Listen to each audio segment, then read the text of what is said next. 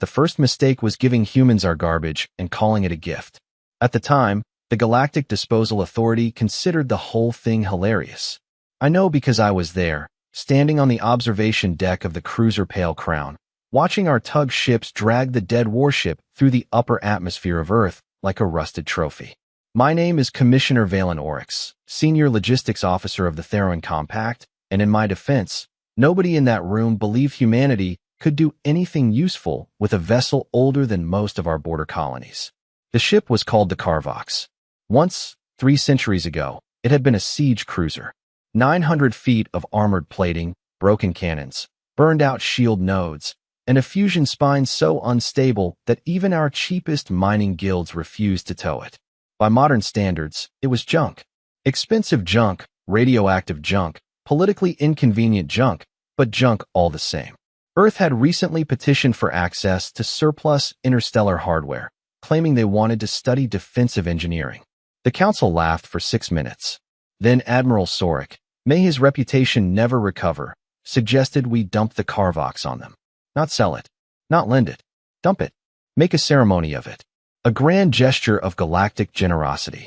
Give the little blue planet a dead monster and watch them struggle to understand which end had once pointed at the enemy. Earth's ambassador, a quiet American named Caleb Morrison, accepted the transfer without blinking. That should have bothered us. It did not. Caleb was male, pale-skinned by human classification, with short brown hair, a dark suit, and the kind of calm expression that made him look more like a tired school principal than a representative of a rising species. He stood in the docking gallery beneath our banners while Admiral Sorik announced that humanity was being granted a historic opportunity to learn from superior civilization. The cameras loved that line. So did the Council. Caleb simply looked through the viewing window at the dead warship hanging above his homeworld, then asked one question. Is the entire vessel ours? Sorik clicked his mandibles in amusement and said, every obsolete bolt, every useless plate, every silent gun. Take it all. Caleb nodded once. Thank you, Admiral. We will make sure it is remembered. There are sentences that sound harmless when spoken by humans. Later, you learn they were not harmless at all. We expected them to park the wreck in orbit and spend 50 years arguing over safety protocols. Instead, within 4 hours, Earth had tugged the Carvox down to a sealed desert facility in Nevada, 30 miles from the nearest civilian road. Within 12 hours, every major human engineering firm had filed partnership requests. Within 1 day, their military had wrapped the site in a security perimeter so tight our spy drones started losing signal before they crossed the horizon. We laughed again. We said the humans were excited children with a broken toy. Then the lights came on inside the Carvox. By the time those lights appeared inside the dead cruiser, the broadcast had already become the most watched comedy event in 6 sectors. That was how the Council listed it in the entertainment archives, not as a transfer ceremony, not as a diplomatic exchange, but as cultural amusement. Every major station carried the feed. Dockworkers in the Orion trade lanes paused their cargo lifts. Students at the Vexery Military Academy gathered around classroom screens. Even the nobles of the inner spiral tuned in from their floating gardens, eager to watch a young planet receive what we considered a broken relic with the manners of grateful peasants. The camera angles were chosen to make Earth look small. That was deliberate. The blue planet hung beneath the Carvox like a marble under a falling iron building, clouds turning slowly, oceans shining, completely unaware of how ridiculous we thought the moment was. Admiral Sorik stood before the Council seal with his ceremonial armor polished bright enough to blind a sensor array. I stood behind him with the transfer documents, trying not to look bored.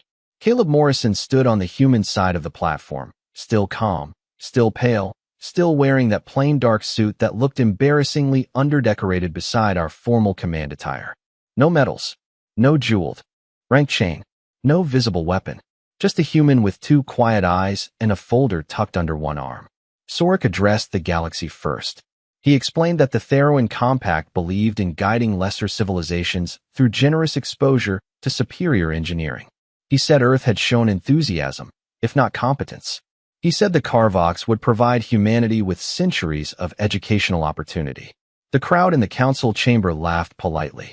The delay across the public feeds carried that laughter outward until half the civilized galaxy was laughing with us. Caleb waited for it to fade. Then he said, "Thank you for your confidence in human curiosity." That was all. Not anger. Not shame. Not even a protest. I remember thinking the man had no pride. I was wrong. Miles below, in a sealed command trailer on the edge of the Nevada desert, another human was watching the same broadcast with the sound turned low. His name was Ryan Walker, according to the intelligence file I reviewed later. American systems engineer. Former Navy weapons analyst. 38 years old. White male. Brown hair. No public fame. No heroic title. The kind of human our analysts dismissed because his file contained more patents than speeches. While the galaxy laughed at Earth, Ryan was not watching Sorek. He was studying the warship. He paused the feed on a close view of the lower hull, zoomed in on a row of blackened maintenance ports, and asked the first question that should have terrified us. Why are the reactor vents still sealed? One of the human officers beside him said the alien report listed the core as dead. Ryan looked at the screen for 3 full seconds. Then he said, "Reports are written by people who stopped being curious." Outside that trailer, floodlights snapped on across the desert. Heavy trucks rolled over hard dirt. Engineers in white helmets crossed painted safety lines. Cranes moved into position around the alien wreck before the metal had fully cooled. The humans did not cheer. They did not wave flags. They did not make speeches for the cameras. They went to work. That silence bothered one junior analyst aboard the Pale Crown. She told me Earth was responding too cleanly, too quickly, as if they had already planned for the insult before we delivered it. I told her not to be dramatic. I said humans were scavengers staring at a machine they could barely name. Then the first human-cutting laser touched the Carvox, and instead of breaking the hull open, it followed the original maintenance scene perfectly. Ryan Walker did not enter the Carvox like a man stepping into alien history. He entered it like a mechanic walking under the hood of a used pickup truck that the owner had insisted was beyond saving. That was the first thing our analysts failed to understand about humans. They did not worship advanced technology just because it came from the stars. They looked at it, tilted their heads, and asked what idiot had designed the access panel behind 3 layers of decorative armor. The interior of the Carvox should have intimidated them. The main corridor was 40 feet wide, ribbed with black support arches, lit by emergency strips that flickered in sickly amber along the floor. Gravity plating still worked in uneven patches, pulling boots down hard in one section and letting dust float in the next. Alien warning symbols covered the walls, some burned into metal, some scratched by crews who had died centuries before any human city had reached orbit. Ryan walked past all of it with a flashlight in one hand and a paper notebook in the other. Paper. I remember zooming in on that detail through a long-range surveillance lens. A human standing inside a galactic siege cruiser, writing notes with a pen like he was inspecting a backyard generator in Kansas. Beside him moved a team of American engineers, Navy technicians, Air Force systems officers, civilian contractors, and 2 older women from something called Oak Ridge who argued with each other about reactor geometry in voices so calm they might have been discussing Thanksgiving recipes. They mapped everything. Not quickly. Carefully. That was worse. They did not tear the ship apart like scavengers. They listened to it. Ryan stopped at every junction, touched the walls, studied cable routes, checked heat scars, and asked questions that made my junior staff go quiet. Why does the command spine bypass the weapons grid? Why is the shield lattice separate from propulsion? Why would they isolate the targeting brain unless they were afraid of feedback? I scoffed at first. He was guessing. Humans guessed dramatically and called it intuition. Then he opened a service hatch our own disposal survey had classified as fused shut. He did it without forcing the lock. He noticed the hinge pattern, wiped away carbon scoring, and told a technician to rotate the manual release counterclockwise by half an inch. The panel side open. Inside was not treasure, not a miracle weapon, not some lost secret of the ancients. It was uglier than that. It was a design flaw. A beautiful, expensive, empire-sized design flaw. The Carvox had not been useless because it was weak. It had been useless because its original builders had made every major system too proud to cooperate with the others. Weapons fought the engines for priority. Shields argued with sensors. Navigation ignored damage control until damage control screamed loudly enough to matter. To us, That was normal legacy architecture. To Ryan Walker, it was a room full of departments that needed a better manager.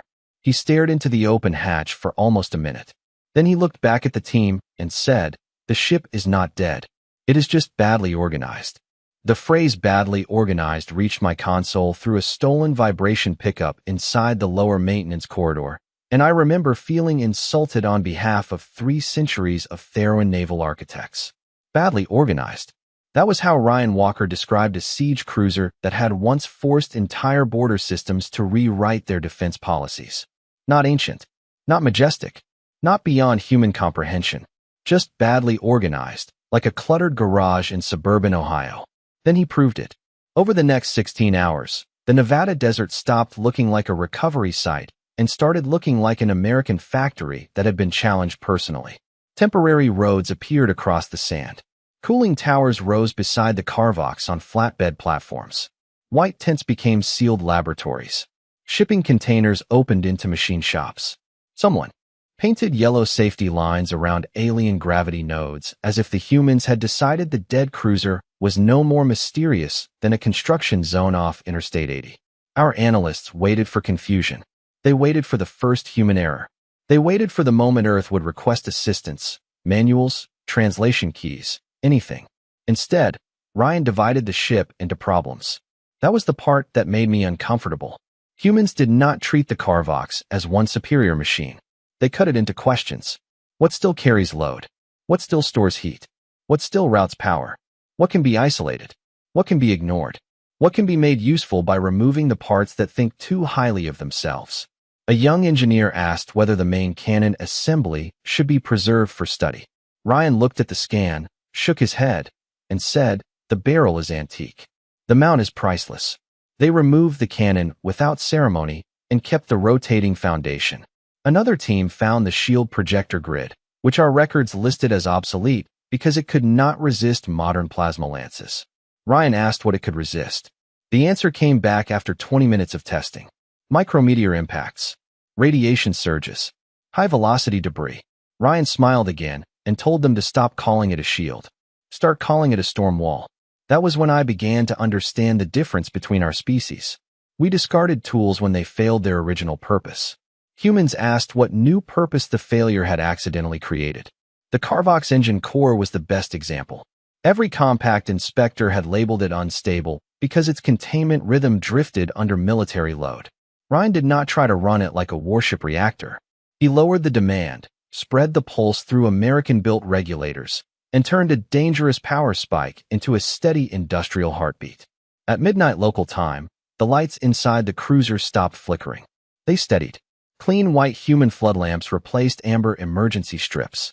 The old alien corridors no longer looked haunted. They looked occupied. By dawn, Earth had not restored the Carvox. That would have been worrying. Enough. They had begun translating it into something else. A machine that used alien bones, American wiring, human software, and the most terrifying design philosophy I had ever seen. If a part could not be trusted, they bypassed it. If a system refused to cooperate, they humbled it. If a weapon was too old to frighten anyone, they turned its support structure into something quieter, something patient, something waiting. Silence is not empty when humans are inside it. It has weight. It has schedules. It has trucks moving without headlights across a Nevada access road at 3 in the morning while the rest of the planet pretends nothing unusual is happening. After the first dawn, Earth stopped performing for the galaxy. The public cameras were pushed back beyond the perimeter. The official human statement became a single line repeated every 6 hours through diplomatic channels. Evaluation is ongoing. That was all. No speeches. No complaints. No proud announcement that they had mastered alien technology. No frightened request for another inspection window. Just evaluation is ongoing, spoken with the same dry politeness humans use when telling a customer service desk that a problem has become serious. Admiral Sorik declared the silence proof of confusion. He said Earth had finally opened the Carvox and discovered how far behind they truly were.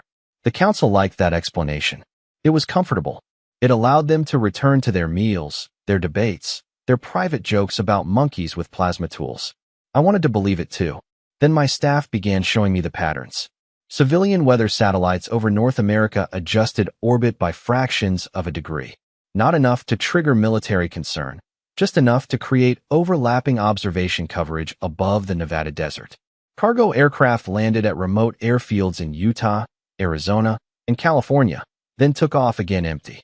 Manufacturing plants across the United States reported scheduled maintenance, but their power draw increased instead of dropping. A steel mill in Pennsylvania ran through the night. A microchip facility in Texas canceled visitor tours.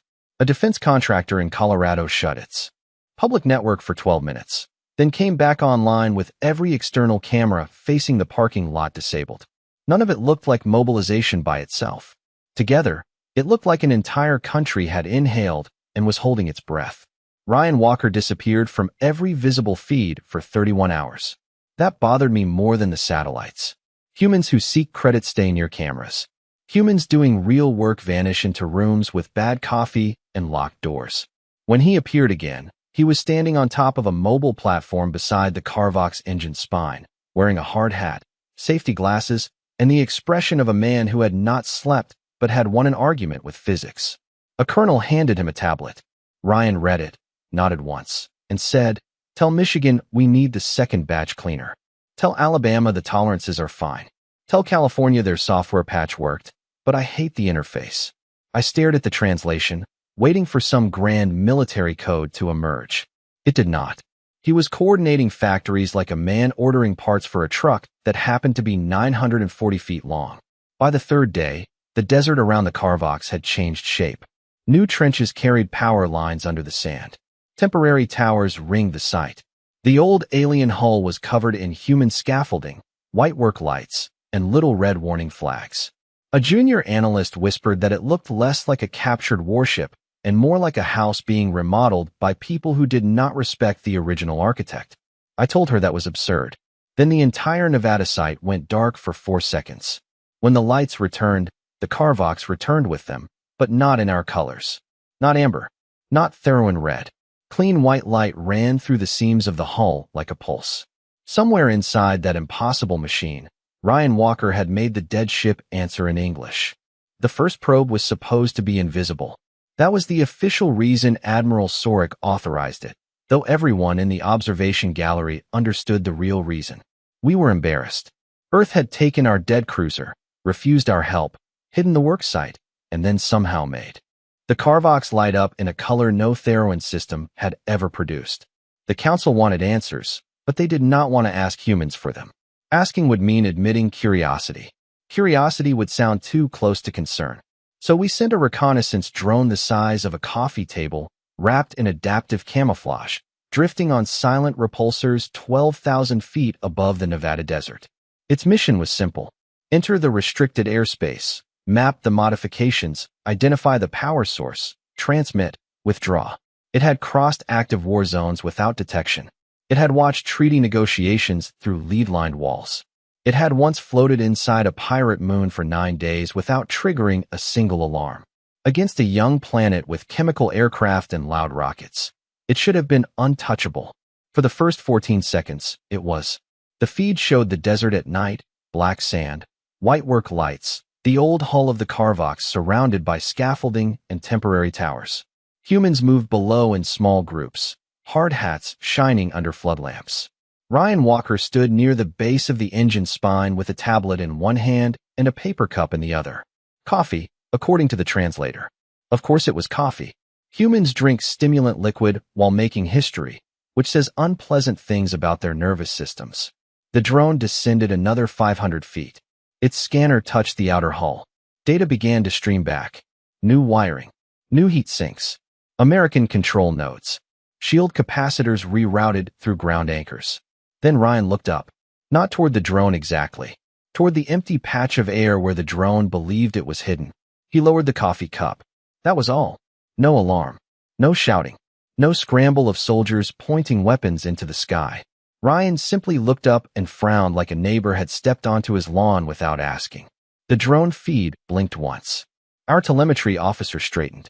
I asked what had happened. She said the drone had lost positional confidence. I asked what that meant. She said it no longer knew where it was. Then the feed went black. Not static. Not interference. Black. 8 seconds passed in the observation gallery, and those 8 seconds stretched until every breath sounded too loud. When the feed returned, the probe was no longer above Nevada. It was parked inside our own shuttle bay aboard the Pale Crown, resting neatly on the deck with its landing lights blinking in a calm, humiliating rhythm. No hull damage. No scorch marks. No sign of force. Its memory banks had been erased, reorganized, and labeled in English. One file remained. Audio only. Admiral Sorik ordered it played. Ryan Walker's voice came through the chamber speakers, tired and mildly annoyed. That was rude. No threat followed. No demand. No diplomatic protest. Just 3 words, delivered like a man reminding a stranger not to touch his tools. The gallery stayed silent. Then a second file appeared on the probe display, created after we thought the system was clean. It contained a simple maintenance note. If you want to look, knock first. After the probe came back with Ryan Walker's voice inside it, the council stopped calling the Nevada site a curiosity project. They called it a security matter, which is what powerful beings say when their joke begins taking notes on them. Admiral Sorik ordered a full remote scan from orbit, but Earth had already changed the rules around the Carvox. Every sensor beam we aimed at the desert returned clean, organized nonsense. Thermal readings showed normal sand. Gravity readings showed normal bedrock. Electromagnetic scans reported a weather monitoring station, 3 maintenance trucks, and 1 large metal object marked in the database as privately owned agricultural equipment. That last part felt personal. We knew the cruiser was there. We could see its shape through optical lenses when the clouds cleared. Yet every advanced system we trusted politely insisted there was nothing militarily relevant below. Humans had not hidden the ship. They had taught our instruments to underestimate it. That was when the old warship woke up wrong. Not loudly. Not with dramatic engines shaking the desert. Not with weapons unfolding into the night sky like some ancient imperial beast remembering its teeth. It began with a checklist. A human checklist. Line by line. System by system. Permission by permission. Power routing confirmed. Ground anchor stable. Reactor pulse within tolerance. Shield lattice renamed storm wall. Navigation core isolated. Original command intelligence disconnected. External authority denied. That final phrase appeared on our stolen text feed for less than a second before the feed collapsed, but I saw it. External authority denied. 3 words that should never appear inside a Theron siege cruiser. The Carvox had been built to obey compact command codes above all others. Fleet priority. Admiral priority. Council priority. Its oldest circuits should have recognized our authority the way a child recognizes a parent's voice. Ryan had removed that instinct.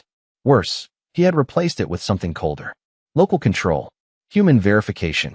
Manual override. Physical lockout. The ship no longer trusted the species that made it. At the center of the Nevada command shelter, Ryan stood before a wall of monitors with a headset around his neck and a paper cup of coffee cooling in his hand. He looked tired, but not uncertain. Around him, American engineers watched the first full activation sequence with the nervous focus of people who had built a bridge and were now driving the first truck across it. A colonel asked if the platform was ready. Ryan looked at the power curves, then at the live image of the hull. For a moment, his face softened, almost like pity. Not for us. For the machine. Then he said, "Wake it up gently." The desert towers lit one by one. Clean white light moved through the alien armor, not in the harsh pulses of Theron command systems, but in steady lines that looked measured, patient, and deeply human. The gravity anchors buried under Nevada bedrock locked into place. The old shield grid unfolded across the site without forming a dome.